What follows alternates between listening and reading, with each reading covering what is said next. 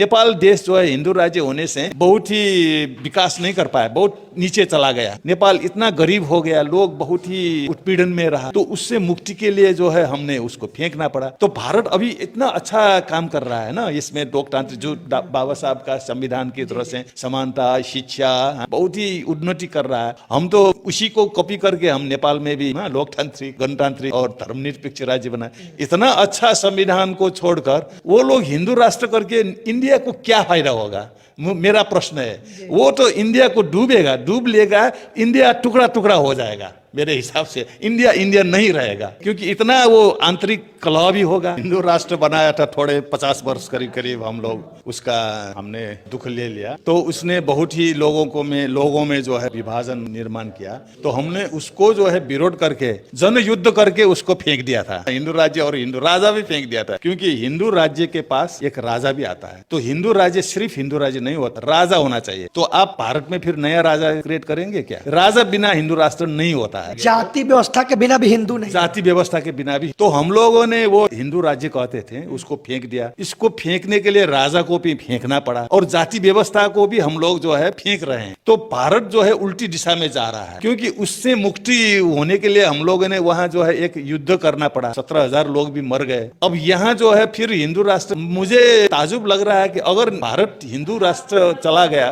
गया तो यहाँ शांति नहीं होगा, यहाँ अशांति होगा और हिंसा होगा। क्योंकि इसमें जो है कुछ लोग दूसरे लोगों को दमन करते हैं, शोषण उत्पीड़न देते हैं। कहा जाता है कि नेपाल हिंदू राष्ट्र है, एकमात्र विश्व का हिंदू राष्ट्र नेपाल है। लेकिन ये हिंदू राज्य जो है ना, वो आप जो बात बताएं, वो बहुत पहले से नहीं था। पहले लिच्छवी काल में तो वो बौद्ध राज्य था, तो फिर इसके बाद 300 वर्ष का जो है एक ठकुरी काल है, वो भी बौद्ध राष्ट्र था। लेकिन करीब करीब आज से 800 वर्ष पहले ये भारत से कुछ राजपूत लोग, फिर दूसरा शासन, वो मल्ल कहते हैं उनको, उनके जमाने में कुछ ये जो भारत में मुसलमानों ने जो आक्रमण किया था, तो यहाँ के जो राजपूत लोग भागकर काठमांडू में आए, तो वो लोग करीब 400-500 वर्ष फिर उनका राज्य चला। तो उन लोगों ने जो है हिंदू का संस्कृति में उसमें शासन किया, बहुत प्रेशर समाज, उसमें जो है बौद्ध समाजों को दबाव दिया। तो उन लोगों ने क्या किया कि नया संविधान जो बनाया करीब करीब आज से 600-650 वर्ष पहले, वो संविधान जो है मनुस्मृति के आधार पर जाति में बांट दिया। तो हमारा नेपाल का समाज भी, तो उस जमाने से जो है बौद्ध बिहार कुछ कमजोर होने लगे। लेकिन हम लोग जनता जो है बुद्धिस्ट थे, तो हम जो है अपने को वर्चस्व से बचाए रखे। लेकिन हिंदू राज्य जो है वो नहीं कहता था, उसमें हिंदू संस्कृति भी ठप आ गया, लेकिन बौद्ध संस्कृति बहुत स्ट्रांग था। राजा से भी स्ट्रांग जनता थे, तो जनता लोग जो है अपने बौद्ध संस्कृति को बचाए रखा था। लेकिन करीब 250 वर्ष पहले एक शाह राजा आया, वो पहाड़ से, पश्चिम पहाड़ से आया था। तो उनने जो है बहुत ही दबाव के साथ, बहुत दमन करके उसमें जो है हिंदू राष्ट्र तो नहीं कहा था, लेकिन हिंदू का बहुत ही जोरदार राज्य का जो नीति बनाया।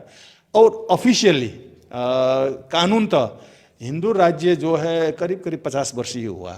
नेपाल के जो 50 वर्ष आगे जो संविधान बना था, उसमें जो है राजा ने हिंदू राज्य कह दिया। सर, उसमें व्यवस्था क्या थी हिंदू राष्ट्र में? समाज की व्यवस्था और राष्ट्र की व्यवस्था कैसी चल रही थी? वो हिंदू राष्ट्र संविधान में तो कहा, लेकिन वो राजा और शासन में जो शासन करते थे, सिर्फ वो लोग जो है शासन में थे, जैसे ब्राह्मण और ये जो शाह जो है राजपूत क्षेत्रीय, इन लोग जो है वो हिंदू मनुस्मृति के आधार पर वो शासन का अधिकार उन लोगों ने था। लेकिन जनता जो है वहाँ अधिकांश जनता बुद्धिस्ट ही थे। तो वहाँ क्या था कि जनता जो है शासन से ज़्यादा प्रभावी नहीं थे, वो आत्मनिर्भर समाज थे। इसलिए राजा लोग आते हैं जाते हैं और अपना वो करते हैं। लेकिन क्या हुआ कि ये जो शाह राजा हुआ 250 वर्ष पहले, तो करीब करीब 150 वर्ष पहले वहाँ कुछ ये फिर ये हिंदू मनुस्मृति के आधार पर जो शासन चला है, तो उसने जो है, जो मैंने कहा ना, काठमांडू में 500 बुद्ध विहार थे, वो बुद्ध विहार जो है ये लिच्छवी काल में जो व्यवस्थापन हुआ, संस्कृति विकास हुआ, उसमें जमीन था, तो जमीन से जो अनाज आते थे उससे बिहार संचालन होता था। तो ये जो 150 वर्ष पहले वो राणा शासन कहते हैं, उन लोगों ने वो जमीन भी छीन लिया, बिहारों का जमीन छीन लेने के बाद। लेकिन क्या हुआ कि अब 150 वर्ष पहले का जो था वो नेपाल में उसमें वो हिंदू करीब करीब वो शासन चला। लेकिन हम लोगों ने जो करीब 30 वर्ष पहले हमने क्रांति शुरू कर दिया, जनता ने। तो 30 वर्ष पहले जो है बहुदल, ये लोकतांत्रिक व्यवस्था शुरू हुआ, लेकिन राजा भी थे, इतना स्ट्रांग तो नहीं थे। अच्छा सर, ये जो हिंदू राष्ट्र कहा जा रहा है, इसमें जो शासन व्यवस्था में लोग थे सिर्फ वहीं पर हिंदू थे, और हिंदू कहने का मतलब कुछ, हिंदू कहने का मतलब जो है कुछ ब्राह्मण और ये क्षेत्री जो है, वो क्षेत्री नहीं था, उसको क्षेत्री बनाया ब्राह्मणों ने। वो करीब करीब नेपाल में 16-17% जनसंख्या है। वो उन लोग समझते थे कि उसके हाथ में शासन है। लेकिन अब जो है नेपाल में राजनीतिक परिवर्तन हुआ 15-17 वर्ष आगे। वहाँ एक लड़ाई, जनयुद्ध हुआ था जनता और शासन के बीच। उसमें सशस्त्र युद्ध हुआ, हिंसा, करीब करीब 17,000 लोग मारे गए दोनों तरफ से। तो राजा अपदस्थ हुआ। अब राजा जो है वहाँ नहीं है। अब हिंदू राजा जो कहते थे, हिंदू राज्य थे।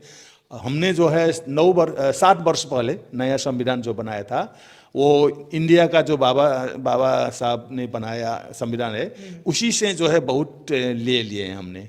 उसमें जो है जातीय व्यवस्था, सामाजिक व्यवस्था सब उसमें से ले लिए। और अब जो है वो गणतांत्रिक मुल्क है, राजा जो है अब नहीं है। ये लोकतांत्रिक व्यवस्था जो है करीब 17 वर्ष से चल रहा था, लेकिन करीब करीब 8-9 वर्ष जो है वो संविधान लिखने में, संविधान सभा करके लिखने में गया। उसी में राजतंत्र भी चला गया था, वो धर्मनिरपेक्ष भी हो गया था। धर्मनिरपेक्ष होने से हिंदू राज्य भी नहीं रहा। हाँ, क्योंकि बहुसंख्यक जनता जो है बुद्धिस्ट है नेपाल में। हाँ, वो सरकारी तथ्यांक में तो वो लोग मिथ्यांक है, वो उसमें जो है 10% बुद्धिस्ट दिखाते हैं और 80% हिंदू दिखाते हैं, लेकिन वो गलत है। वहाँ हिंदू कितना है कि सिर्फ ब्राह्मण ही हिंदू है वहाँ। जो क्षत्रिय लोग कहते हैं, राजपूत लोग, वो अब जो है अभी जो 5-10 वर्ष हो गया, तो उन लोगों के जान लिया कि वो क्षेत्रीय राजपूत नहीं है, वो भी आदिवासी है। वहाँ खस कहते हैं, खस जो पश्चिमी पहाड़ पर है, वो लोगों को क्षेत्रीय बनाया गया था। लेकिन अब लोग अब जान गए कि ये ब्राह्मणों का षड्यंत्र है, तो वो लोग कह रहे हम क्षेत्रीय नहीं है, हम हिंदू भी नहीं है। वो लोग जो है उसका इतिहास में वो बौद्ध थे। वो जो है उनका ये खस साम्राज्य जो था वो बौद्ध साम्राज्य था, क्योंकि अभी भी वहाँ पुरातात्विक अवशेष सब बौद्ध हैं उन लोगों के। नेपाल में जो ब्राह्मण जो है भारत से आए हुए हैं, वो 500 वर्ष से आगे नहीं था। नेपाल में ब्राह्मण नहीं थे, सिर्फ 500, करीब करीब 500 वर्ष हो गया। तो नेपाल में ब्राह्मण नहीं थे। अभी भी काठमांडू में जो वहाँ का मौलिक समाज है, वहाँ ब्राह्मण नहीं है। जो नेपाल का जो राजधानी है काठमांडू उपत्यका, वहाँ के जो मूलवासी जो है, हम लोग नेवार कहते हैं, जैसे मैं साक्य हूँ, हाँ, कोई श्रेष्ठ हो, कोई महर्जन होगा, वो कोई भी ब्राह्मण नहीं है। वो जितना ब्राह्मण काठमांडू में है, वो 800 वर्ष पहले 5 परिवार आए थे, उसी का जो है संतान बाकी रहा है। भारत में हिंदू राष्ट्र की संकल्पना की जा रही है, कहा जा रहा है हिंदू राष्ट्र बनाना है नेपाल की तरह, लेकिन अब नेपाल में हिंदू राष्ट्र नहीं रहा, हट गया, लोकतंत्र है। और भारत में लोकतांत्रिक व्यवस्था के बाद हिंदू राष्ट्र बनाने की बात की जा रही है, इसको कैसे देखते हैं?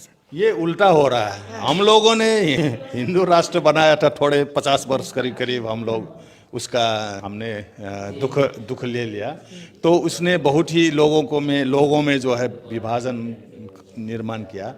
तो हमने उसको जो है विरोध करके, जन युद्ध करके उसको फेंक दिया था, है ना। हिंदू राज्य और हिंदू राजा भी फेंक दिया था, क्योंकि हिंदू राज्य के पास एक राजा भी आता है।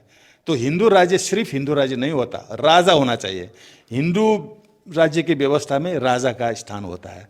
तो आप भारत में फिर नया राजा क्रिएट करेंगे क्या?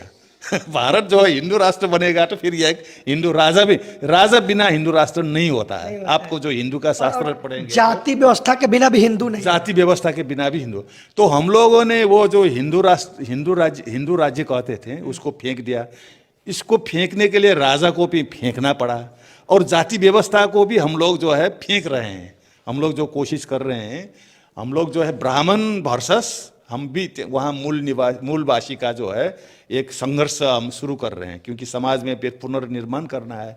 तो भारत जो है उल्टी दिशा में जा रहा है, क्योंकि उससे मुक्ति होने के लिए हम लोगों ने वहाँ जो है एक युद्ध करना पड़ा। हाँ, 17,000 लोग भी मर गए। अब यहाँ जो है फिर हिंदू राष्ट्र ले जाने के लिए जो अभी राजनीतिक पार्टी जो है बीजेपी है ना, वो जो है कर रहा है, वो तो उल्टे दिशा में जा रहा है। तो मुझे ताजुब लग रहा है कि अगर भारत हिंदू राष्ट्र चला गया तो यहाँ शांति नहीं होगा, यहाँ अशांति होगा और हिंसा होगा, क्योंकि इसमें जो है कुछ लोग दूसरे लोगों को दमन करते हैं, शोषण उत्पीड़न देते हैं। तो आज के ज़माने में कोई भी शोषित उत्पीड़ित होकर सहकर नहीं बैठ सकते, क्योंकि आज का जो विश्व जो है लोकतांत्रिक उसमें है, सब समानता का वो करना चाहिए। तो भारत को क्या मिलेगा हिंदू राष्ट्र जानने से, मेरा प्रश्न भी है, क्योंकि हम लोगों ने नेपाल देश जो है हिंदू राज्य होने से बहुत ही विकास नहीं कर पाया, बहुत नीचे चला गया। नेपाल इतना गरीब हो गया, लोग बहुत ही उसमें उत्पीड़न में रहा। तो उससे मुक्ति के लिए जो है हमने उसको फेंकना पड़ा। तो भारत अभी इतना अच्छा काम कर रहा है ना, इसमें लोकतंत्र जो बाबा साहब का संविधान की तरह से समानता, शिक्षा, हाँ, रोज बहुत ही उन्नति कर रहा है। हम तो उसी को कॉपी करके हम नेपाल में भी ना लोकतांत्रिक, गणतांत्रिक और धर्मनिरपेक्ष राज्य बनाए। लेकिन अभी ये जो 60-70 वर्ष से जो है ना नया संविधान जो ब्रिटिश राज जाने के बाद इतना अच्छा संविधान को छोड़कर वो लोग हिंदू राष्ट्र करके इंडिया को क्या फायदा होगा, मेरा प्रश्न है। वो तो इंडिया को डूब लेगा, इंडिया टुकड़ा टुकड़ा हो जाएगा। मेरे हिसाब से इंडिया नहीं रहेगा, क्योंकि इतना वो आंतरिक कलह भी होगा।